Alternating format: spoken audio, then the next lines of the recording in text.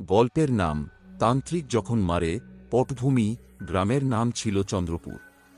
এটি একটি শান্তিপূর্ণ গ্রাম হলেও শ্মশানের পাশের বটগাছকে কেন্দ্র করে বহু ভৌতিক কাহিনী প্রচলিত ছিল। বলা হতো রাতে সেখানে একটি তান্ত্রিক আত্মার সাধনা এখনও চলতে থাকে। গ্রামবাসীরা বিশ্বাস করত এই তান্ত্রিক একসময় জীবিত অবস্থায় ভীষণ ক্ষমতাশালী ছিলেন। তাঁর অভিশাপে বহু মানুষ মারা গেছে। মৃত্যুর পরও তাঁর প্রভাব রয়ে গেছে। একদিন গ্রামের যুবক রমেশ তার বন্ধুদের সাথে বাজি ধরে রাতে শ্মশানে যায়। বটগাছের নিচে গিয়ে সে দেখে একটি কালো ছায়ামূর্তি ধীরে ধীরে তার দিকে এগিয়ে আসছে। ভয় পেয়ে রমেশ পালিয়ে আসে। কিন্তু সে আসার পর থেকেই গ্রামে একের পর এক অদ্ভুত ঘটনা ঘটতে শুরু করে। গ্রামের গবাদি পশু হারিয়ে যেতে থাকে এবং মানুষ নানা রকম রোগে ভুগতে শুরু করে। গ্রামের মোড়ল এই ঘটনা বন্ধ করার জন্য পুরোহিত ডাকেন। পুরোহিত বলেন তান্ত্রিকের অভিশাপ আবার সক্রিয় হয়েছে। কেউ হয়তো তাকে বিরক্ত করেছে। মোড়ল জানতে চান তান্ত্রিক কেন মারে। পুরোহিত বলেন তান্ত্রিক তখনই মারে যখন কেউ তার সাধনভূমি বা শক্তিকে চ্যালেঞ্জ করে।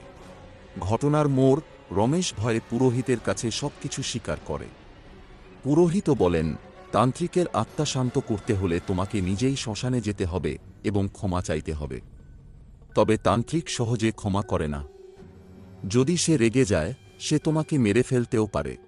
রমেশ ভয় পেয়ে যায়, কিন্তু গ্রামের শান্তি ফিরিয়ে আনতে সে সাহস করে শ্মশানে যাওয়ার সিদ্ধান্ত নেয়। শ্মশানের অভিজ্ঞতা, রমেশ রাতে শ্মশানে যায়।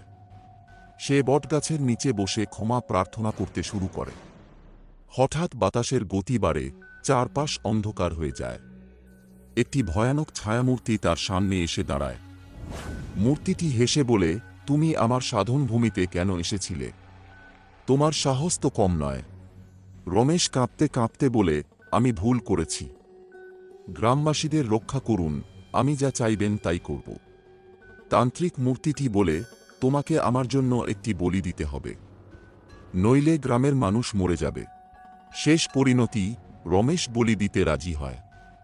কিন্তু সে মানুষ নয়, নিজের প্রিয় একটি পোষা ছাগলকে বলি দেয়। এরপর শ্মশান আবার শান্ত হয়ে যায় এবং তান্ত্রিক মূর্তি অদৃশ্য হয়ে যায়। গ্রাম আবার আগের মতো স্বাভাবিক হয়ে ওঠে, কিন্তু রমেশের ভেতর অপরাধবোধ বাসা বাঁধে। সে বুঝতে পারে অন্ধবিশ্বাস ও লোভ মানুষকে সর্বনাশের দিকে নিয়ে যায়। গল্পের শিক্ষা, তান্ত্রিক তখনই মারে যখন মানুষ ভয় পায় এবং ভুল করে। ভয় এবং অন্ধবিশ্বাস থেকে মুক্ত হতে হবে, নইলে অজানা শক্তির কাছে মানুষ পরাজিত হয়। সাবস্ক্রাইব করো সন্ত এক্সক্লুসিভ এ।